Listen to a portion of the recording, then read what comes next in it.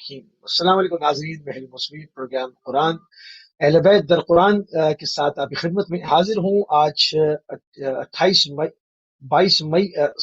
4 جون ہے، 23 شوال ہے اور جمعے کا روز ہے۔ پروردگار کی بارگاہ میں دعا گو بھی ہوں اور پر امید بھی ہوں کہ پوری دنیا میں آپ جہاں کہیں بھی ہوں گے صدقے میں محمد و آل محمد علیہ السلام کے خیر حافظ سے ہوں گے۔ ناظرین، آپ کو ہمارے اس پروگرام کے فارمیٹ کے میں اپنے نئے ناظرین کے لیے، کیونکہ یہ ایک نیا ہم نے پروگرام شروع کیا ہے گزشتہ ہفتے سے، اور اس کا عنوان جو ہے وہ اہل بیت در قرآن ہے۔ اس سے پہلے ہم اہلیت کے اوپر گفتگو کر رہے تھے۔ جتنی وہ شیعہ و سنی کی معتبر ترین کتب تھیں، اس میں امام زمانہ روحی و ارمان الفدا کے جو تذکرے کو اس کا ایک نچوڑ آپ کی خدمت میں پیش کیا گیا تھا۔ اب جو ہے وہ اہل بیت علیہ السلام کا ذکر قرآن کریم کے اندر کہاں کہاں پر کن کن اسلوب کے ساتھ جو ہوا ہے، ان تمام چیزوں کو ایک تواتر کے ساتھ، ایک تسلسل کے ساتھ آپ کی خدمت میں پیش کیا جا رہا ہے۔ پچھلے جو ہماری نشست ہوئی تھی آپ کے ساتھ، اس میں ہم نے جو ہے وہ بسم اللہ کا جو با کا نقطہ ہے، اس کے اوپر ہم نے گفتگو کی تھی۔ بسم اللہ کی برکات و آداب کے اوپر بات کی تھی، یعنی اس کی جو ہے وہ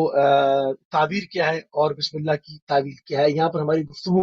رکی تھی۔ آج جو ہم بات کریں گے وہ ہم با کے نقطے جو ہے وہ ہمیں بتا کیا رہا ہے، اس کے برکات اور آداب کیا ہیں، اسم اعظم اور بسم اللہ میں کیا ربط ہے، ان تمام چیزوں کو اور بھی مختلف کچھ پوائنٹس ہیں ان کو لے کر آپ کی خدمت میں حاضر ہوئے ہیں، اور اس کے اوپر گفتگو کرنے کے لیے ہمیشہ کی طرح ہمارے ساتھ موجود ہیں نجف اشرف عراق سے آیت اللہ سید نسیم عباس نجفی صاحب۔ قبلہ آپ کو پروگرام میں خوش آمدید کہیں گے اور آپ کی خدمت میں سلام عرض کریں گے۔ وعلیکم السلام ورحمۃ اللہ وبرکاتہ۔ سلامت رہیں موسی صاحب، جزاکم اللہ خیر الجزا۔ جزاک اللہ قبلہ۔ اور جہاں پر گفتگو کو ناظرین ہم نے روکا تھا گزشتہ ہفتے کی ہماری جو نشست تھی، اور اس کے بعد سے وہیں سے اس کو کنٹینیو کریں گے، اور قبلہ بسم اللہ کی جو با کا نقطہ ہے یہ ہمیں کیا بتا رہا ہے، اس کے اوپر بات ہو رہی تھی، اس کی ذرا مزید اور وضاحت درکار ہے۔ قبلہ بسم اللہ۔ اعوذ باللہ من الشیطان الرجیم، بسم اللہ الرحمن الرحیم، الحمد للہ رب العالمین، والصلاة والسلام علی سید الانبیاء والمرسلین وعلی آلہ الطیبین الطاہرین واللعنۃ الدائمہ علی اعدائہم اجمعین، اما بعد فقد قال اللہ سبحانہ وتعالی فی کتابہ المجید، بسم اللہ الرحمن الرحیم۔ اگرچہ قرآن کے اندر جتنے مطالب، معانی اور خصوصاً فضائل اہل بیت علیہ السلام جو ہم تک پہنچے ہیں، میں سمجھتا ہوں وہ آٹے میں نمک کے برابر بھی نہیں ہیں، لیکن پھر بھی اہل تشیع اور تفنن کے مصادر میں بہت ساری ایسی روایات جمع ہوئی ہیں کہ جن کا ڈائریکٹ ریلیشن اہل بیت علیہ السلام کے مقامات اور ان کے فضائل سے ہے، اور اس میں کئی کتابیں لکھی گئیں۔ اہل سنت کے بہت سارے علماء نے لکھا، تشیع کے علماء نے لکھا، کیونکہ ایک سلسلہ وار گفتگو جاری ہے۔ تو بسم اللہ الرحمن الرحیم کے حوالے سے ہم نے پچھلے پروگرام نے، جیسے کہ آپ نے بتایا، کچھ فضائل بیان ہوئے تھے۔ ابھی چونکہ سوال آپ نے جو کیا ہے کہ با کا جو نقطہ ہے بسم اللہ الرحمن الرحیم میں،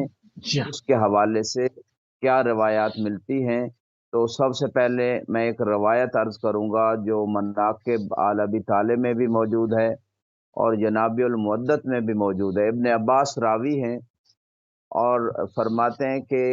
مولا علی علیہ السلام سے میں نے یہ روایت سنی، لو شئت لأوقرت 70 بعیرا بتفسیر سورۃ فاتحۃ الکتاب، کہ اگر میں علی چاہوں تو سورہ فاتحہ کی تفسیر کے 70 اونٹ لدوا دوں۔ یعنی وہ علی علیہ السلام جو باب مدینۃ العلم ہیں، ان کو اللہ نے اتنا علم عطا کیا ہے کہ فقط سورہ فاتحہ کی تفسیر کے وہ 70 اونٹ لدوا سکتے ہیں، بلکہ صراط مستقیم اور بعض اور کتابوں کے اندر بھی ایک روایت موجود ہے۔ ابن عباس کہتے ہیں کہ مولا علی علیہ السلام ساری رات سورہ فاتحہ کی تفسیر بیان کرتے رہے،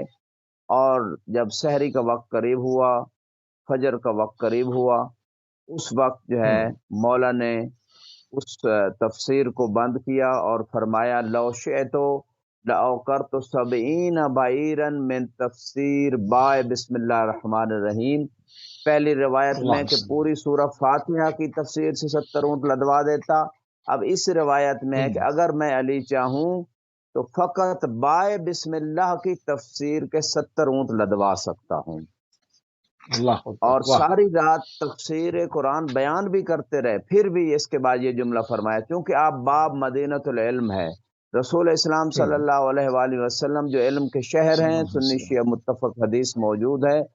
اور اتنا علم جو کائنات کا جتنا علم ہے، جس جس سے ٹیکنالوجی کے لحاظ سے، علم ادیان، علم ابدان کے لحاظ سے، وہ تمام علوم مولا علی علیہ السلام کے پاس بھی موجود ہیں۔ اگر مختصر کہوں کہ اللہ کے بعد اور رسول اسلام کے بعد کائنات میں سب سے عالم و امتی علی علیہ السلام، اقذاکم علی، عالمکم علی، بہت ساری احادیث ہیں کہ آپ میں سب سے زیادہ اہل علم علی ہیں، آپ میں سب سے بڑے قاضی علی ہیں۔ یہ ساری روایات کو اگر روایات کو بھی جمع کیا جائے تو علی علیہ السلام کے علم کا کوئی احاطہ نہیں کیا جا سکتا۔ لہذا جیسے کہ آپ نے کوشچن کیا کہ با کے حوالے سے بیان کیا جائے کہ یہ با کے نقطے کے بارے میں کیا روایت موجود ہے، اس حوالے سے تفسیر نور الثقلین میں بھی روایت ہے، اور جنابی المدت میں بھی یہ روایت ملے گی، جس میں امام علیہ السلام فرماتے ہیں قل ما فی کتب السماویہ فہو فی القرآن، کہ اللہ نے تمام آسمانی کتابوں میں جو کچھ رکھا ہے وہ قرآن مجید کے اندر بھی موجود ہے۔ وما فی القرآن الکریم فہو فی سورۃ فاتحہ، جو کچھ اللہ نے علوم، حکمتیں، احکام، فرائض، کمالات، جس جس جہت سے جتنے علوم پورے قرآن کے اندر موجود ہیں، اس کو اللہ نے سورہ فاتحہ میں سمیٹ دیا ہے۔ وما فی صحیح، سورۃ الفاتحہ فہو فی بسم اللہ الرحمن الرحیم، اور سورہ فاتحہ کے تمام علوم کو اللہ نے بسم اللہ الرحمن الرحیم میں سمیٹ دی ہے۔ سبحان وما اللہ، فی بسم اللہ الرحمن الرحیم فہو فی بائے بسم اللہ، اور بسم اللہ الرحمن الرحیم کا پورا علم جو ہے، پورے کمالات وہ بائے بسم اللہ میں ہے۔ وما بسم فی اللہ، بائے بسم سبحان اللہ، اللہ فہو فی نقطہ، اور جو بائے بسم اللہ میں ہے وہ نقطہ میں ہے۔ وانا نقطہ التی تحت البا، مولا علی علیہ السلام فرماتے ہیں کہ با کے نیچے جو نقطہ ہے وہ میں علی ابن ابی طالب ہوں۔ اللہم صلی سبحان علی اللہ، سبحان محمد و آل اللہ، محمد۔ محمد تو اس فعال محمد، روایت سے ہمیں یہ سمجھ آتی ہے کہ تمام علوم جو اللہ نے اس کائنات میں ان کو بھیجا ہے، ان تمام علوم کا مرکز علی ہیں، ان تمام علوم کی اساس علی ہیں۔ لہٰذا آج بھی بے ہم شک، دنیا کے اندر جو علوم دیکھتے ہیں، چاہے ان کا تعلق جو ہے وہ سائنس اور ٹیکنالوجی سے ہو، چونکہ جناب جابر بن حیان جو ہیں وہ امام صادق علیہ السلام کے شاگردوں میں، ان کے ٹیکنالوجی اور سائنس اور فزکس، کیمسٹری کے علوم کو لے کے آج دنیا نے ترقی کی ہے۔ طب کے علوم کو آج میڈیکل کے شعبے میں اگر ترقی ہوئی ہے تو وہ اہل بیت علیہ السلام سے وہ علوم آئے ہیں۔ طب نبوی، طب ائمہ علیہ السلام معروف ہے۔ تفسیر کو دیکھ لیں، نحو کو دیکھ لیں، صرف، منطق۔ سبحان اللہ، سبحان اللہ۔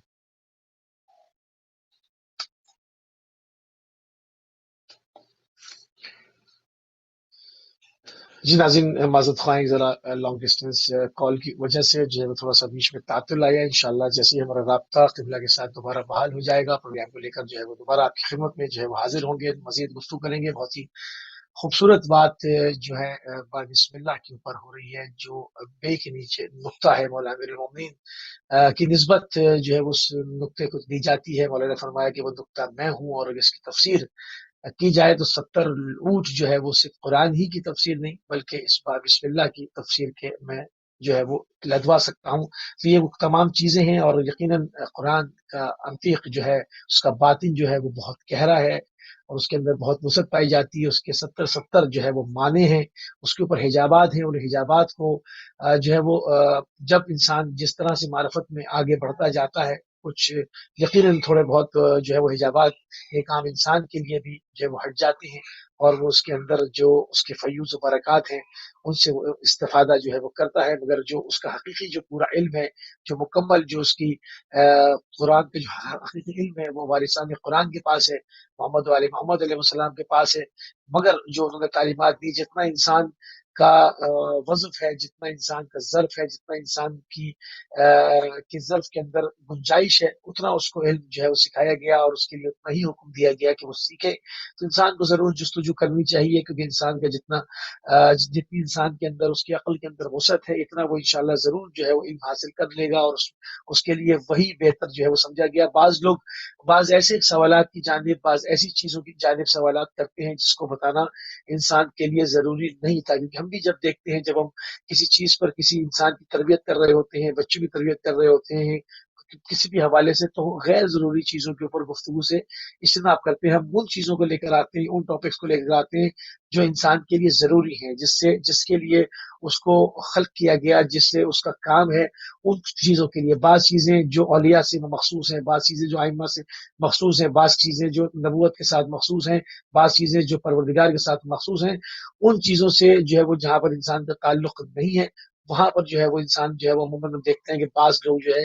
وہاں پر جو ہے گھسنے کی کوشش کرتے ہیں، اور اس کے اوپر سوالات کر کے اس کی وجہ سے دین سے دور ہٹ جاتے ہیں۔ ہمیں چاہیے کہ ہم محمد علیہ السلام کا جو بتایا وہ طریقہ ہے، اس کے حساب سے آگے بڑھیں، اور دیکھیں کہ وہ کس طرح سے ہمیں ٹیچ کر رہے ہیں۔ قبلہ ہمارے ساتھ ہیں۔ جی قبلہ، جہاں سے کنٹینیو روکی تھی بات، وہیں سے کنٹینیو کیجیے۔ Very sorry, disconnect internet connection. بس اتنا کہوں جی جی، گا بسم کہ اللہ۔ بسم اللہ کے حوالے سے ایک آبجیکشن لگایا جاتا ہے اور لوگ اعتراض کرتے ہیں، ممکن ہے شبہ پیدا ہو جائے کہ یہ کیسے ہو سکتا ہے کہ سارا نالج کائنات ایک نقطے میں آ جائے، اور وہ نقطہ علی ابن ابی طالب علیہ السلام ہوں۔ تو تھوڑا اس آبجیکشن کے آنسر میں تھوڑا ایکسپلینیشن کروں گا کہ آج جتنے بھی بسم اللہ۔ علوم ہیں، جتنی بھی بکس ہیں، اگر اس علم حروف کو دیکھا جائے، کیونکہ الفاظ حروف سے بنتے ہیں، اور حروف جو ہیں وہ نقاط سے بنتے ہیں۔ جب بچوں کو یہ حروف لکھنا سکھائے جاتے ہیں تو نقطے لگائے جاتے ہیں کہ الف میں اتنے نقطے ہیں، با میں اس طرح نقطے، پھر ان کو کنیکٹ کیا جی ہاں، جائے۔ تو علم کی جو اساس ہے وہ ایک نقطے سے شروع ہوئی ہوتی ہے، لہذا نقطے سے نقطہ شروع، وہ صحیح۔ مرکز ہے، نقطہ وہ اساس ہے۔ اس اساس اور اس مرکز کی طرف گویا امیر المومنین علیہ السلام نے اشارہ فرمایا کہ تمام علوم کی بہت خوبصورت بنیاد بات۔ میں ہوں، تمام علوم کا مرکز میں ہوں، اس جیسے میں ہوں۔ امام علیہ السلام ارشاد فرما رہے ہیں۔ اور بہت ساری روایات اور آیات بھی بتا رہی ہیں، سلونی قبل ان تفقدونی انی عالم طرق السماوات من طرق الارض، کہ مجھ سے پوچھ لو اس کل اس کے تمہارے درمیان میں نہ رہوں، کیونکہ میں آسمانوں کے راستوں کو زمینوں کے راستوں سے بہتر جانتا ہوں۔ یہ حدیث بھی مولا کی بتا رہی ہے کہ تمام علوم مولا کے پاس ہیں۔ اسی طرح جو ہے کل بکل شینا، امام سنی شیعہ مفسرین نے لکھا کہ وہ امام مبین جو ہیں، جن کے اندر اللہ نے ہر چیز کا علم رکھا ہے، وہ علی ابن ابی طالب علیہ السلام ہے۔ اور اسی طرح کل کفا باللہ شہیدن بینی و بینکم ومن عنده علم الکتاب، کہ اے حبیب کتاب، آپ کی رسالت کی گواہی کے لیے کہ اللہ کافی ہے، اور دوسری وہ شخصیت کہ جس کے پاس پوری کتاب کا علم موجود ہے۔ اور سبحان اللہ، مفسرین سبحان اللہ۔ اہل سنت میں سے تفسیر سالوی وغیرہ میں، اور مناقب علی ابن ابی طالب، شافی مغازلی، علیہ السلام ابن علیہ المغازلی نے بھی السلام۔ لکھا، علماء شیعہ نے بھی کافی وغیرہ بصائر و درجات میں، کہ وہ علی ابن ابی طالب ہیں جن کے پاس اور اہل بیت علیہ السلام میں پوری کتاب کا علم ہے۔ تو بہت ساری ادلہ ہیں، لہٰذا فقط یہ ایک دلیل نہیں ہے۔ اس موقع پہ بس اتنا کہنا چاہوں گا کہ وہ خدا جو علی علیہ السلام کے فضائل کو قرآن کی با کی بسم اللہ سے شروع کرتا ہے اور والناس تک ذکر سبحان اللہ، سبحان اللہ۔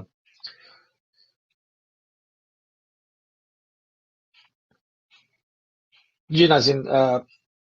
معذرت خواہ ہیں کہ لانگ ڈسٹینس کال کی وجہ سے جو کنیکشن جو ہے وہ ذرا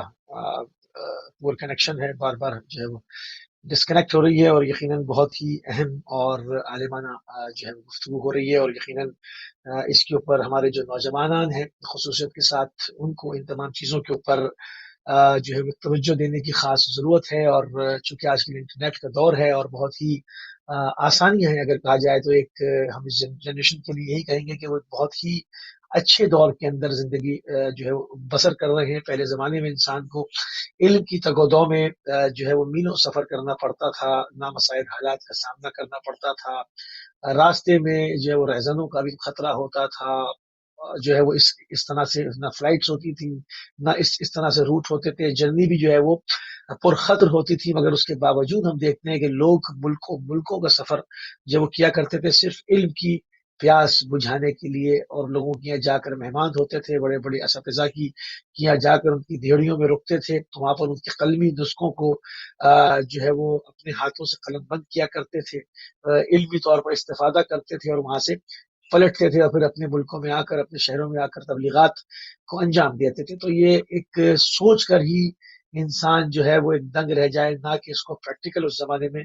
किया जाता था। मगर उस जमाने में भी हम देखते हैं जिनको इल्म की जस्तजू होती थी, इल्म की प्यास होती थी, वो इन तमाम चीज़ों को, मुल्कों मुल्कों के फासलों को, रास्ते के खतरात को,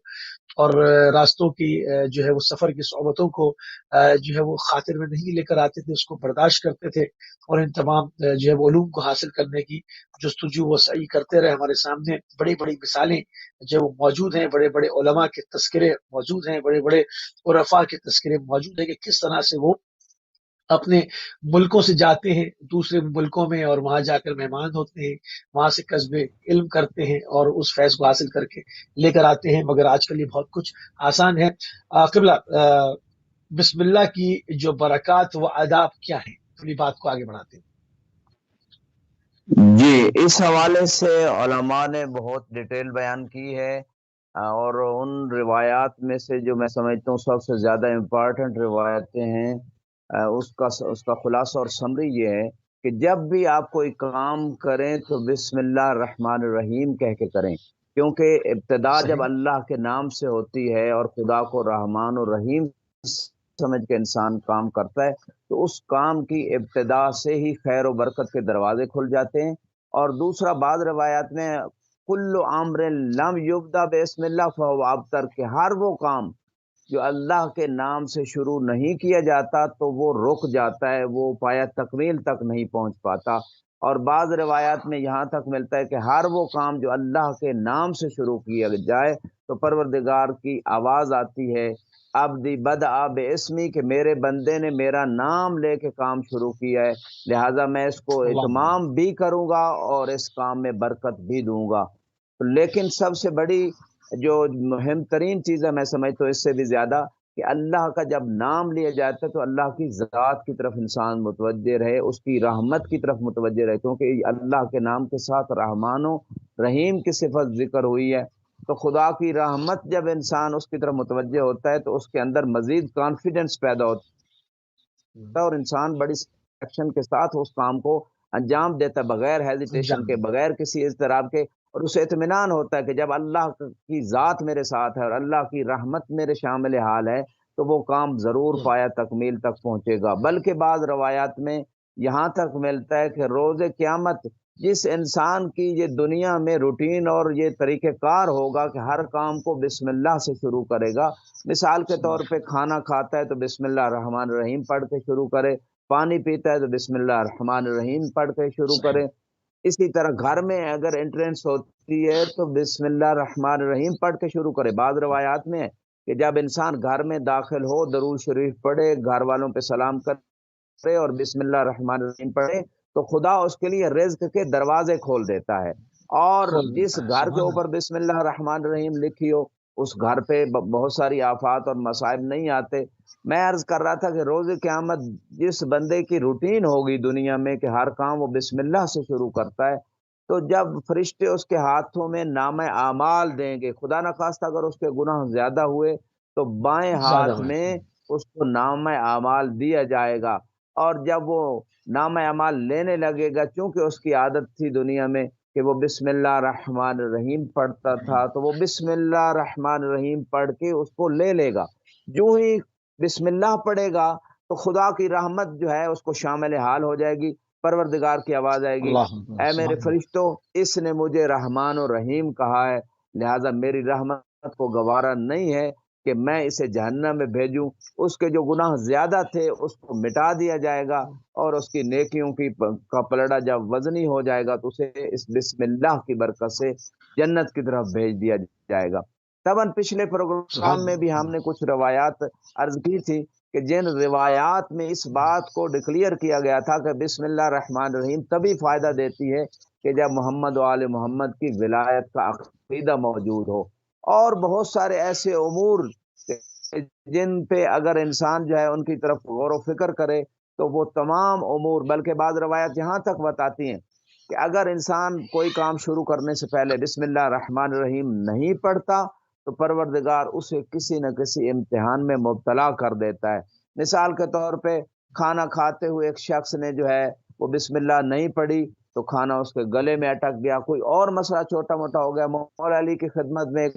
شخص آتا ہے، مولا اسے کرسی پہ بیٹھنے کا اشارہ فرماتے ہیں، وہ بیٹھتا ہے بغیر بسم اللہ پڑھے بیٹھ جاتا ہے اور زمین پہ گر پڑتا ہے، اس کے سر میں زخم لگ جاتا ہے، تو مولا ارشاد فرماتے ہیں کیونکہ تو نے بیٹھتے ہوئے بسم اللہ الرحمن الرحیم نہیں پڑھی تھی، تیری اس تقصیر کی وجہ سے اللہ نے تجھے دنیا میں ہی اس کی جو ہے وہ اس کے حوالے سے متنبع کر دیا۔ روایت کے لفظ ہے تنبہ، تاکہ انسان متوجہ ہو جائے اور خدا کے شکر اور ذکر اور خدا کی حمد کی طرف متوجہ ہو جائے،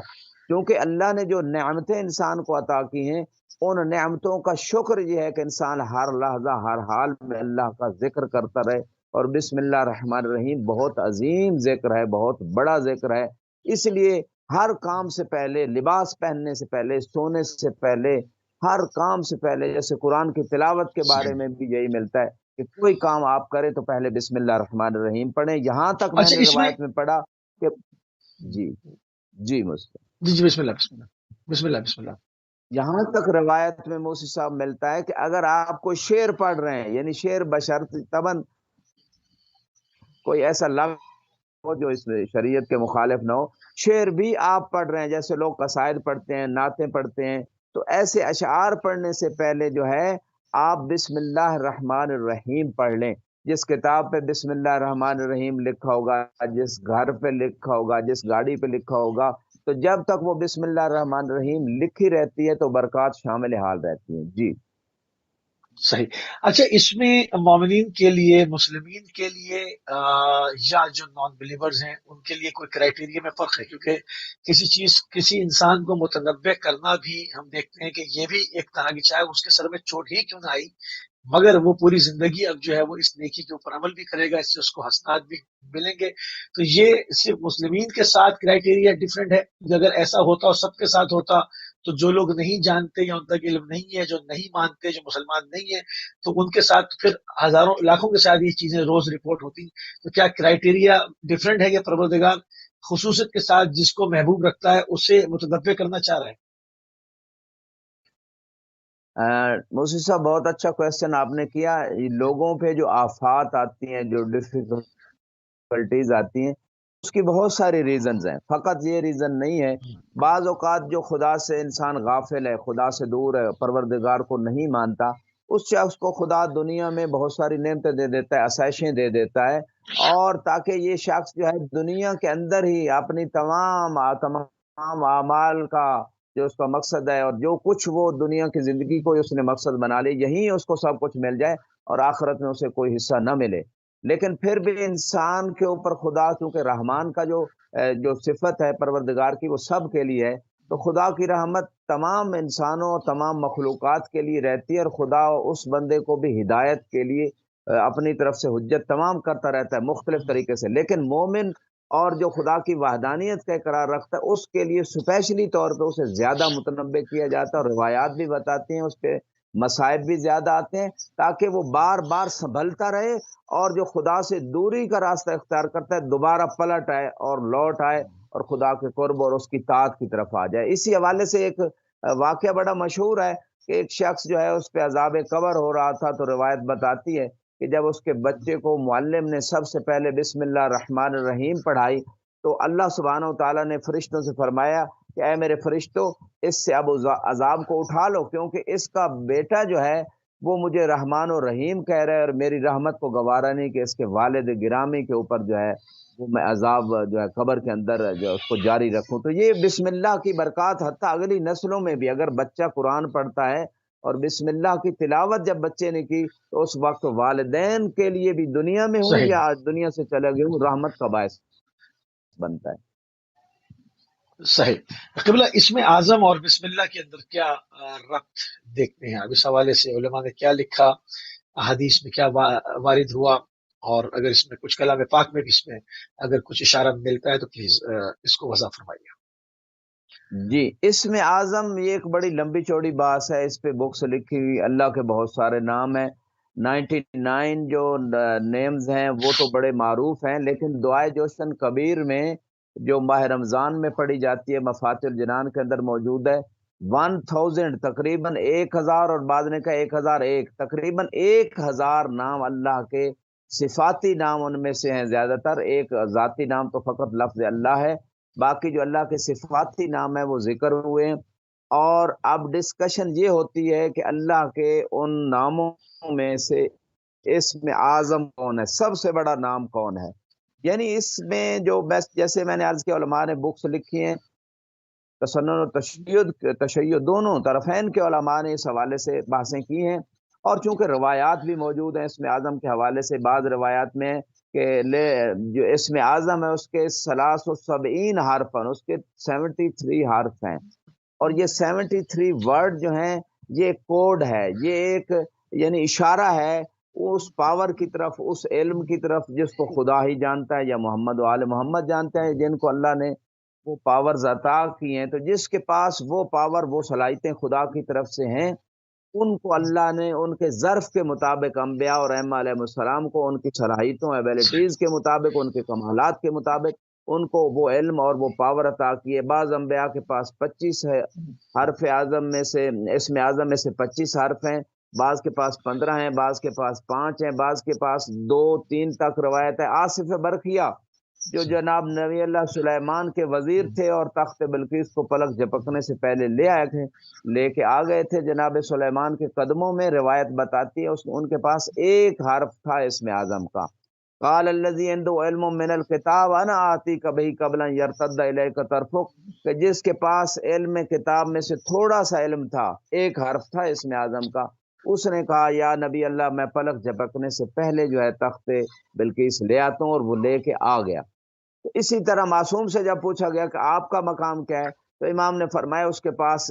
بعض کتاب کا علم تھا، اس کے پاس بعض کتاب کا علم تھا، وَنَحْنُ عِنْدَنَا عِلْمُ الْكِتاب، ہمارے پاس پوری کتاب کا علم ہے۔ دوسری روایت میں اس آصف برقیہ کے پاس ایک حرف تھا اسم اعظم کا 73 میں سے، وَنَحْنُ عِنْدَنَا 72 حرفاً من اسم اللہ العظم، کہ اللہ کے اسم اعظم کے 73 حرفوں میں 72 ہمارے پاس ہیں۔ اب 1% اور 72% اس کے درمیان کتنا بڑا ڈفرنس ہے، تو اہل بیت علیہ السلام کی طاقت اور علم کا اندازہ آپ خود لگا سکتے ہیں۔ ایک حرف کا جو خدا نے اپنی مخلوق اور خالق اور مخلوق کا فرق رکھنے کے لیے جو اپنا ایک حرف خدا نے کسی کو نہیں دیا، 73 میں سے 72 عطا کیے ہیں، خدا کے پاس 73 وہ سلسلے ہیں طاقتوں کے، علم کے، ذاتی ہے اللہ کی طاقت اور علم غیر محدود ہے، باقی مخلوق کی اللہ نے جو عطا کی ہے وہ محدود ہے خدا کی نسبت۔ اب عرض یہ کرنا چاہتا ہوں اس مقام پہ آپ نے جو کوسچن کیا کہ اسم اعظم اور بسم اللہ کا کیا فرق ہے، کیونکہ ایک بڑی لمبی بحث ہے اس میں، تو میں مختصر اتنا عرض کروں گا، جیسے جناب سلیمان محمدی کے پاس بھی ایک حرف تھا، اسی وجہ سے اللہ نے آپ کو ایسی کرامات عطا کی تھی کہ جب مولا علی علیہ السلام جاتے ہیں مدائن میں آپ کو غسل کفن دینے کے لیے، دنیا سے چلے گئے، قطرہ کتاب میں روایت موجود ہے، اور مولا نے جب چہرے سے پردہ ہٹایا جناب سلیمان محمدی کے چہرے سے، تو اس وقت فاراد ان یغدا و تبسما، جناب سلمان مسکرائے اور اٹھ کر استقبال کا ارادہ کیا، تو مولا نے فرمایا اود الی موتک، واپس چلا جائے سلمان، تو وہ ایک حرف اسم اعظم میں سے جناب سلیمان فارسی کے پاس بھی تھا۔ تو کہنا یہ چاہتا ہوں یہ ایک لمبی بات ہے، اس آپ نے جو کوسچن کیا بسم اللہ اور اسم اعظم کا ریلیشن، روایات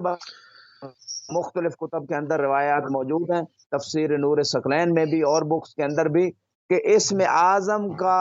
گہرا تعلق ہے بسم اللہ الرحمن الرحیم کے ساتھ، یعنی بسم اللہ الرحمن الرحیم، بعض روایات میں اسی بسم اللہ کے اندر اسم اعظم ہے، بعض روایات میں ہے کہ اسم اعظم بسم اللہ کے اتنے قریب ہے جیسے آنکھ کی سیاہی، سواد العین اقرب الی بیاض العین، کہ آنکھ کی سیاہی جتنا زیادہ قریب ہے آنکھ کی سفیدی کے، اتنا زیادہ اسم اعظم بسم اللہ کے قریب ہے، یعنی بالکل اسم اعظم اور بسم اللہ بالکل قریب ترین ہیں۔ تو لہٰذا اگر کوئی شخص اپنے اندر وہ صلاحیتیں، وہ پاورز، وہ علم، وہ حکمتیں، وہ طہارتیں، وہ نفاستیں وہ شرح صدر سبحان جو اللہ اسم سبحان اعظم کے اللہ۔ ذریعے سے آ سکتا ہے، بلکہ یوں کہوں کہ اسم اعظم ملتا ہی اسے ہے کہ جس شخص کے پاس طہارت روح ہے، جس کا عقیدہ سلیم ہے، جس کے عمل میں کوتاہی نہیں ہے، صحیح اسم اعظم جیسی پاور۔ میں ایک سمپل اس کی اگزامپل دے دیتا ہوں۔ اگر صحیح الیکٹریسٹی کی کوئی کنیکشن ہو اور اس کی جو وائر ہے، اس وائر کی ایبیلٹی بڑی ویک ہو اور ہائی پاور کی الیکٹریسٹی اگر اس میں ہم بھیج دیں تو فوراً وہ جل جی ہاں، جائے گی، اس جل کو جائے گی۔ برداشت نہیں کر سکتی۔ اگر اسی طرح اگر مثلا فار ایگزامپل 100 واٹ کا آپ نے بلب لگا دیا اور اس میں الیکٹریسٹی بھیج دی 1000 واٹ کی، تو وہ جل جائے گا، اس کی برداشت سے باہر ہے۔ تو یہ تقریب ذہنی کے لیے میں مثال دے رہا ہوں۔ اس میں اعظم کی جو طاقت اور علم اور وہ کمالات ہیں، وہی متحمل ہو سکتا ہے کہ جس کے پاس صبر بھی بہت بڑا ہو، جس کے نفس کی طہارت اور روحانی طہارت کا کمال بھی تمام ظاہری اور باطنی گناہوں سے وہ شامل پاک بھی ہو۔ اور بعید نہیں اگر میں یہ کہہ دوں کہ عصمت کے قریب قریب پہنچ چکا ہو، یعنی معصوم تو نہیں ہوتا لیکن عدالت کے کمالات تک اس کا مقام ہو۔ جیسے بہت سارے ہمارے علماء ربانیین جو مختلف ازمنہ میں گزرے، ان علماء جن کے قصے جو ہے کتب کے اندر اور ان کے شاگردوں کے ذریعے سے پہنچے، ان کو بھی اللہ نے کچھ ایسے کمالات عطا کیے تھے، طی العرض جیسے کمالات اور بہت سارے دوسرے ہی امور۔ تو مختصر میں یہ کہنا چاہوں گا کہ اس ایبیلٹی کو، اس کمال کو اگر کوئی حاصل کرنا چاہتا ہے تو بسم اللہ الرحمن الرحیم کو اپنا زیادہ ورد بنائے اور اس کے معنی اور مفاہیم کو سمجھے، اور پورے دن کی صحیح معرفت کے ساتھ، طہارت روح کے ساتھ اگر یہ بسم اللہ کا ورد سبحان پڑھتا اللہ رہے تو ایک دن آئے گا کہ اس کے اندر بھی وہ شرح صدر، وہ اسم اعظم کے وہ برکات جو ہیں کچھ نہ کچھ مقدار میں آ جائیں گی، اس کی دعا میں اثر آ جائے گا، صحیح اس کے اور کچھ امور جو ہیں وہ آسان ہونا شروع ہو جائیں گے۔ صحیح بالکل صحیح، یعنی کہ اس کا جو اس کی جو تجلی ہے وہ اس کی روح میں نظر آئے گی۔ تو تھوڑی سی بات کو جو ہے وہ اور مزید آگے بڑھاتے ہیں، چونکہ بالکل شروع سے جو ہے وہ چونکہ موضوع اتنا ضعیف ہے کہ آپ نے اہل بیت در قرآن کہ اہل بیت کا ذکر تو جا بجا قرآن کے اندر موجود ہے، مگر چونکہ بالکل اوائل ایک پروگرام ہے، شروع کے ایک پروگرام ہے، آج دوسرا اس موضوع کے اوپر شروع ہو رہا ہے، تو بالکل شروع سے لے کر ناظرین ہم اس کو چلنا چاہ رہے ہیں، تو زیادہ سے زیادہ پہلے بسم اللہ اور بعد بسم اللہ کے اوپر بحث ہو رہی ہے۔ جیسے سے پھر ہم آگے بڑھیں گے، باقاعدہ جو ہے وہ ایک تمام آیتوں کو جو قرآن میں جس تسلسل کے ساتھ ہیں، ان میں سے جہاں جہاں پر اہل بیت علیہ السلام کا ذکر ہے اور کیا خدا بتانا چاہتا ہے، اس کے معنی کیا ہے، مفاہیم کیا ہے، اس کی تفسیر اہل بیت کیا ہے، تمام چیزیں لے کر آپ کی خدمت میں ہم یوں ہی آگے انشاءاللہ پڑھتے رہیں گے پروردگار سے چاہا تو۔ قبل روایت اہل بیت کے حوالے سے بسم اللہ کے بارے میں اگر ہم دیکھیں تو ہمیں کیا کچھ ملتا ہے روایات کے حساب سے؟ جی، میں نے تھوڑی دیر پہلے جیسے اب خدمت میں کچھ روایات عرض کی ہیں، اور میرا خیال میں اس میں مابہ الکفایہ ہے، اگرچہ اگر میں مزید روایات کو لاؤں گا تو شاید اس حوالے سے مزید پروگرام کے وقت میں گنجائش نہیں ہوگی۔ البتہ اس پہ بہت ساری کتابیں لکھی گئیں، بہت سارے اس پہ جو ہے نا دروس اور حوزات علمیہ میں اس پہ بعض مدرسین خصوصی طور پہ انہوں نے کئی کئی مہینے درس دیا بسم اللہ کے حوالے سے۔ تو اب میں بس اتنا کہنا چاہوں گا کہ اجمالی طور پہ ہماری عمومی لائف میں جو روایات میں نے عرض کی ہیں وہ کافی ہیں۔ ایک عقل مند اور سمجھدار انسان کے لیے اگر بسم اللہ کو ہر مقام پہ صحیح اپنا ورد بنا لے گا تو انشاءاللہ کامیابی دنیا و آخرت کے اعتبار سے اس کو مقدر بنے گی۔ صحیح۔ اچھا، بسم اللہ جی کو نماز سے ہم دیکھتے ہیں کہ بعض فرقہ اسلامیہ جو ہے وہ علیحدہ کر دیتے ہیں، اس کو نکال دیتے ہیں، اس کی کیا وجہ ہے؟ جی، بہت امپارٹنٹ کوشچن آپ نے کیا۔ میں اس حوالے سے تھوڑا سا تمہیداً گفتگو کروں گا۔ امام کیونکہ حسن عسکری عموماً علیہ یہ وہ السلام نقطہ ہے، کا کیونکہ یہ وہ نقطہ ہے جو عموماً لوگوں کو معلوم نہیں ہے، کیونکہ سب اپنے اپنے حساب سے عبادت کر رہے ہوتے ہیں، وہ نہیں جانتے کہ بعض اور دوسرے جو مکتب و مشرب ہیں ان میں یہ چیز اگر نہیں ہے تو کیوں نہیں ہے، اس کی حساسیت نہیں رکھتے، تو اس کو واضح کیا جائے کہ وجہ کیا ہے۔ جی، میں آپ کے کوشچن کو مزید ایکسپینڈ کر دیتا ہوں، یعنی فقط نماز میں ہی نہیں، یعنی نماز میں بھی نہیں پڑھا جاتا بسم اللہ الرحمن الرحیم کو، بلکہ قرآن کی جتنی صورتیں ہیں میرے خیال میں سوائے سورہ الحمد کے بعد بہت سارے اہل سنت کے مفسرین نے طبعا سورہ توبہ اور سورہ برات میں تو بسم اللہ شروع میں ہے ہی نہیں، نازل ہی نہیں ہوئی اس میں، لیکن باقی صورتوں میں امامیہ کا یہ عقیدہ بھی ہے، نظریہ ہے، اور وہ ان کے پاس روایات موجود ہے۔ تمام رحمان الرحیم شروع میں آتی ہے اور وہ اس کا حصہ ہے قرآن کا۔ تو میں اس حوالے سے یہ بھی عرض کرنا چاہوں گا کہ فقط نماز سے ہی نہیں نکالا گیا، بلکہ قرآن سے بھی جو ہے نا بہت ساری صورتوں سے اس کو جو ہے سوائے فاتحہ کے بسم اللہ کو جز قرار نہیں دیا جاتا۔ تو اب یہ بہت بڑا مسئلہ ہے، بلکہ بعض تاریخ کی روایتوں میں ملتا ہے کہ بعض حکام نے جب مدینے میں آ کے نماز پڑھائی تو اس نے نماز میں بسم اللہ الرحمن الرحیم نہیں پڑھی، تو صحابہ نے بعد میں احتجاج کیا کہ بڑے سخت جملے ہیں روایت میں، لیکن میں اشارہ کر رہا ہوں کہ انہوں نے کہا کہ نماز سے ایسا کیوں کر دیا گیا، کیوں گھٹا دیا گیا، کیونکہ ایک روٹین تھی نماز میں بسم اللہ الرحمن الرحیم پڑھنے کی۔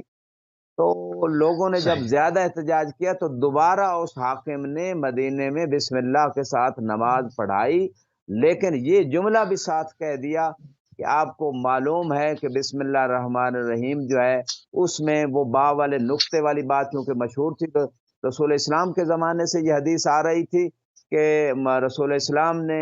یہ مولا علیہ السلام کے بارے میں فرمایا، پھر مولا علیہ السلام سے روایت ہے کہ انا نقطۃ التی تحت البا، کہ میں ہی وہ نقطہ ہوں جو بائے بسم اللہ کے نیچے ہے۔ تو لوگوں کے ذہنوں میں وہ فضیلت علی تھی بسم اللہ کی وجہ سے، اور اس فضیلت کو مٹانے کے لیے جو علی کے دشمنوں نے ہر دور میں کام کیا، احادیث پہ پابندی لگائی گئی کیونکہ احادیث میں فضائل اہل بیت تھے۔ اسی طرح جو ہے وہ فضائل اہل بیت جو صحابہ کے پاس موجود تھے ان کو لوگوں کو سنانے پہ پابندی لگائی گئی، اور جو بھی فضائل اہل بیت بیان کرتا اس کا خون معاف تھا۔ بلکہ بعض ایسے حرکتیں ایسے اندر جو ہے نا انداز اپنائے گئے، جیسے کوفہ کی مسجد میں ایک دروازہ تھا باب الصوبان، کہ جو بھی علامتیں تھیں، جی ہاں. علامتیں جو اہل بیت علیہ السلام کی یادگاریں تھیں، جیسے یہ جنت البقیع کے ایام گزرے کتنی یادگاریں تھیں، مدینہ اور مکہ اور جی ہاں. باقی مقامات پہ اہل بیت کے عزت و عظمت کو اور یہ ان کی صوبان یاد کو صوبان باقی رکھ تو ان کو وہ ایک جی ہاں، تسلسل آ رہا ہے صوبان کو ان فیل کر علامتوں دیا. کو مٹانے کا۔ ہاں. صوبان کو فیل کر دیا، مطلب کیونکہ فیل ہوتا نہیں عرب میں، سری لنکا سے لا کے ہاتھی منگا دیا. اتنی زحمت کری صرف باب صوبان یعنی وہ جو ازدہے والا جو معجزہ ہے اس کو مولا عامر مومنین کا چھپانے کے لیے ہاتھی باندھ دیا کہ اس دروازے کا نام باب الفیل ہو جائے. تو کس قدر حملے ہوتے رہے مولا عامر مومنین کی فضیلتوں کو چھپانے کے لیے. جی جی، آپ نے ماشاءاللہ اس کو بیان کر دیا اجمالی طور پہ، یعنی مولا خطبہ دے رہے تھے تو ایک جن جو ہے وہ بڑے اژدہا کی شکل میں آ گیا، اور آ کے مولا سے اس نے کچھ کویسچن کی اور واپس چلا گیا، تو جس دروازے سے آیا تھا اسے باب صوبان کے نام سے مشہور ہو گیا تھا علی علیہ السلام کی یہ فضیلت۔ تو کوئی جب انٹر ہوا تو اس نے اس فضیلت کو چھپانے کے لیے وہ ہاتھی بندوا دیا، اور بابل پورا سال بندھا رہا باہر، تو اس کو باب الفیل، یعنی ایک علی کی فضیلت کو چھپانے کے لیے کتنی امیر اسٹرگل ہوئی۔ امیر شام اور نے مدینے امیر شام نے کیا نا. امیر شام نے کیا نا. مدینے کی گلیوں میں موسوی صاحب میں عرض کروں گا، مدینے کی گلیوں میں کیونکہ ایک آیت آ گئی تھی ابناءنا و ابناءکم، کہ اپنے بیٹوں کو لاؤ اور ہم اپنے بیٹوں کو لاتے ہیں، اور امام حسن و حسین مشہور ہو گئے تھے کہ رسول کے بیٹے ہیں قرآن کی آیت سے۔ تو اس ایک ایک فضیلت کو چھپانے کے لیے کتنی سٹرگلیں ہوئی، اہل بیت کے دشمن جو تھے انہوں نے کتنی سٹرگلز کی، اور ان سٹرگل میں آپ کو وہ ایک شعر سنا دیتا ہوں جو آج تک رائج ہے۔ وہ مدینے کی گلیوں میں کسی بندے کو رینٹ پہ لے کے اس دور کے جو میڈیا تھا اس کے ذریعے سے لوگوں کے اندر یہ ذہن میں ڈالا گیا، بنونا بنو ابنائنا، کہ ہمارے بیٹے فقط وہی ہیں جو ہمارے بیٹوں کے بیٹے ہیں، وہ بنو بنات نہ ابنا اور رجال العبائد، کہ جو ہماری بیٹیوں کے بیٹے ہیں وہ تو دور کے مردوں کے بیٹے ہیں، وہ ہمارے بیٹے نہیں۔ اس ایک شعر کو، جاہلیت کے زمانے کے اس شعر کو مدینے کی گلیوں میں ایک شخص کو رینٹ پہ لے کے اونچی آواز سے لوگوں کو سنوایا جاتا تھا۔ ریزن واضح ہے کہ لوگ امام حسن حسین کو رسول کا بیٹا نہ سمجھیں، یہ تو رسول کی بیٹی کے بیٹے ہیں، لہذا جو بیٹیوں کے بیٹے ہوتے ہیں وہ اپنے بیٹے نہیں ہوتے، وہ کسی دور کے لوگوں کے بیٹے ہوتے ہیں۔ تو دیکھیں آپ موسوی صاحب، جو میڈیا آج کا میڈیا ہے وہ بھی شیطانی میڈیا کے مقابلے میں جو آپ لوگ سٹرگل کر رہے ہیں وہ یعنی آٹے میں نمک کے برابر ہے، پھر بھی وہ اہل بیت کے فضائل صحیح طریقوں سے لوگوں تک نہیں پہنچ پا رہے جیسے پہنچنے پائیں۔ تو اس دور کے میڈیا نے جو کلمے زبانیں خریدی گئیں، آپ یہ دیکھیں کہ جب مولا علی کے فضائل چھپانے سے آگے بات بڑھی کہ گالیاں دلوائی گئی خطبہ جمعہ میں، اور جس خطبہ جمعہ میں کوئی خطیب گالی نہیں دیتا تھا اس کو جناب ہٹا دیا جاتا تھا، اس کو سزا دی جاتی تھی، اس کے اوپر آبجیکشن لگایا جاتا تھا۔ تو اس حد تک نوبت ہوئی کنورٹ کہ 11 ہجری میں رسول اسلام گئے، اور دشمنی اہل بیت میں لوگوں نے 61 ہجری میں جا کے اسلام کو جو عروج پہ تھا اس کو زیرو پہ لے کے آ گئے۔ پھر اہل بیت نے، ابو طالب کے خاندان نے قربانی دے کے قیامت تک کے لیے اس دین کو بچا دیا۔ تو کہنا یہ چاہتا ہوں کہ یہ جو آپ نے اس مقام پہ کوشچن کیا تھا کہ بسم اللہ کو نماز سے نکالا کیوں گیا، تو یہی وجہ تھی کہ علی علیہ السلام کی یاد آتی تھی، علی علیہ السلام کی فضیلت کا لوگوں کو جو ہے نا وہ تذکرہ ہو جاتا تھا ہر نماز کے اندر۔ بلکہ اس سے ریلیٹڈ ایک اور چیز میں عرض کر دوں کہ تاریخ نے یہاں تک لکھا کہ ایک شخص نے جا کے کسی دشمن علی سے کہا کہ اب تو ساری حکومت تیرے پاس آ گئی، اب بنی ہاشم کی دشمنی کو چھوڑ دو۔ تو اس نے علل اعلان کہا کون سی آپ میری فتح کی بات کرتے ہو، ابھی بھی اس نے تو بڑے عجیب میں رسول کی گستاخی کی، اور اس نے کہا کہ ابھی بھی محمد رسول اللہ اذانوں میں آ رہا ہے، تو جب تک یہ باقی ہے تو میری کون سی حکومت اور میری کون سی فتح، نام تو اسی کا لیا جا رہا ہے۔ فلاں آیا وہ بھی چلا گیا اس کا نام مٹ گیا، فلاں آیا وہ بھی چلا گیا اس کا نام نہیں ہے، فلاں آیا اس کا نام بھی مٹ گیا۔ امام سجاد علیہ السلام یہی مقصد کی فتح تو بتا رہے تھے جب اس نے کہا کہ کربلا میں کون جیتا، جب اعتراض ہوا امام پہ تو امام نے یہی فرمایا جب اذان ہو تو دیکھ لینا، اگر جو ہمارا مقصد تھا وہی کو بچانا۔ یزید کہہ رہا تھا لا خبر جا ولا وحی نزل، کہ کوئی خبر نہیں، کوئی وحی نہیں، رسالت کو جھٹلا رہا تھا، قرآن کو جھٹلا رہا تھا، توحید کا اسلام کا مذاق اڑا رہا تھا۔ تو ہم نے مقصد کو بچا لیا، اذان باقی ہے، محمد رسول اللہ باقی ہے، اشہد ان لا الہ الا اللہ باقی ہے، تو لہذا مقصد ہمارا جو تھا وہ حاصل ہو گیا، فتح ہماری ہے یزید کی نہیں ہے۔ تو یہی میں اس مقام پہ موسی صاحب عرض کروں گا کہ ہر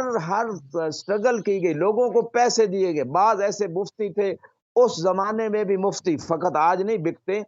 آج تو بہت سارے ملکوں میں گورنمنٹ کے ملازم ہیں مفتی، جیسے گورنمنٹ چاہتی ہے جو ویسے وہ کرتے ہیں، ویسے فتوے دیتے ہیں، جیسے کئی دہشت گردی کے فتوے جہاد کے نام پہ اس موجودہ دور میں دیے گئے، بکے مفتی، اس دور میں بھی بکتے تھے قاضی شرح جیسے لوگ، امام حسین علیہ السلام کے قتل کے فتوے دے دیتے تھے اپنی پوسٹ کو بچانے کے لیے، بنو امیہ سے اس اپنی قضاوت کی، اور جج جو سپریم کورٹ کا اس وقت اپنا اعلیٰ چیف جسٹس تھا قاضی شرح، اس پوسٹ کو بچانے کے لیے اس نے امام حسین علیہ السلام کے قتل کا فتویٰ دے دیا تھا۔ بلکہ مفتیوں کو پہلے لالچ، جو نہیں بکتے تھے کچھ لوگ، ان کو لالچ دیا جاتا تھا کہ اتنے پیسے ملیں گے۔ جب کہا کسی حاکم نے کہ فلاں آیت ومن الناس من یشری نفسہ ابتغاء مرضات اللہ، کہ یہ مولا علی کے بارے میں چونکہ مشہور تھی کہ جب شب ہجرت آپ بستر پہ سوئے تو مولا علی کی شان میں یہ آیت آئی کہ لوگوں میں سے ایک ہستی ہے جو اللہ کی رضا کے لیے اپنی جان کو بیچ ڈالتی ہے۔ تو ایک مفتی کو آفر ہوئی کہ آپ اس آیت کو عبد الرحمن ابن ملجم ملعون قاطر علی کی شان میں بیان کر دیں کہ اس کی شان میں آئی ہے۔ اس نے کہا یہ تو میں نہیں کر سکتا، پیسے اس نے چونکہ تھوڑے بھیجے تھے، پھر اس نے پیسے بڑھاتے ظاہر روایت میں جہاں تک مجھے یاد رہا 1,00,000 درہم، اس وقت بہت بڑی ویلیو تھی، آج کا $1,00,000 کہہ لیں، وہ اس کو اتنے پیسے دیے گئے تو مفتی نے جناب یہی اعلان کر دیا کہ یہ آیت نعوذ باللہ ابن ملجم ملعون کی شان میں آئی ہے۔ تو یہاں تک موسی صاحب اہل بیت کے نہ صرف ان کے جسموں سے، ان کے فضائل سے اس قدر جنگیں ہوئیں کہ آج تک وہ جنگ جاری ہے۔ خدا ان لوگوں کو ہدایت دے۔ جزاک اللہ قبلہ، جزاک اللہ، کیونکہ اگر ہم اگلا سوال کرتے ہیں مالک یوم الدین اور مقام اہل بیت تو میرے خیال میں اس پہ کافی وقت جو ہے درکار ہوگا، تو گفتگو کو میرے خیال میں یہیں پر جب ہم موقوف کرتے ہیں، اور انشاءاللہ جو ہے وہ اگلے پروگرام میں جو ہے وہ اسی تسلسل کو لے کر آگے بڑھیں گے اور اسی سلسلے کو جو ہے وہ آگے بڑھائیں گے۔ ہم انتہائی مشکور ہیں اور انتہائی ممنون ہیں قبلہ آپ کے، آپ نے ایک مرتبہ پھر اپنا قیمتی ٹائم اہل بیت ٹی وی کو دیا، جزاک اللہ۔ سلامت رہیں، پروردگار آپ کی سائی کو بھی اور ہماری سائی کو اپنی بارگاہ میں قبول فرمائے، جزاکم اللہ۔ جزاک اللہ، جزاک اللہ۔ جی ناظرین، آپ سماعت فرما رہے تھے آیت اللہ سید نسیم عباس نجفی صاحب کو، نجف اشرف عراق سے۔ ہمارا پروگرام اہل بیت در قرآن، اس میں تباتر کے ساتھ، اس میں ترتیب کے ساتھ مرحلہ وار جو ہے وہ جتنے بھی فضائل قرآن کریم کے اندر اہل بیت علیہ السلام کے حوالے سے ذکر ہوئے ہیں، پوری کوشش کی جائے گی کہ ایک سلسلے سے جو ہے وہ آپ کی خدمت میں ان کو عرض کیا جائے، اس کی تفاصیر بیان کی جائیں، اس کے ساتھ جو واقعات بھی اگر کہیں پر منسلک ہیں کہ وہ کیوں آیات نازل ہوئی، کس وجہ سے، کیا واقعات تھے، تو ان کو بھی جو ہے وہ آپ کے محضر میں پیش کیا جائے۔ ناظرین، اس وقت ہمارے پروگرام کا ٹائم جو ہے وہ تمام ہوا، ہماری اور اگلی آپ کی ملاقات